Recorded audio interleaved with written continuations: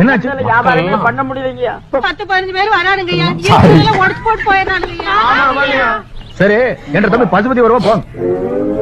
அட தைரியமா போங்க. A few minutes later.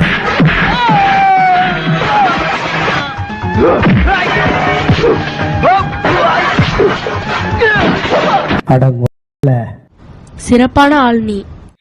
அவர் வந்து சொல்றாரு, எங்களால வியாபாரமே பண்ண முடியலங்க, ரொம்ப கஷ்டமா இருக்கு, எல்லாத்தையும் புடிச்சு உடச்சு போடுறாங்க அப்படின்னு. சரி என்ற தம்பி பசுபதி வருவாங்க, போ மத்ததெல்லாம் அவன் உடச்சு போடுவாங்க. இவங்க பண்றதெல்லாம் என்ன சார் அக்கிரமமா இருக்கு சார். இவங்களாம் பண்றது ரொம்ப தப்பு சார். மீதி இருக்கதே அவன் உடச்சு போட்டுருவான். நீ ஒண்ணு கவலைப்படாத. ரவுடிகள் உடச்சிருந்தா கொஞ்ச நேரத்தை உடச்சு விட்டுருப்பாங்களா. ஆனா பசுபதி வந்து மொத்த கடையும் காலி பண்ணி விட்டுட்டான்.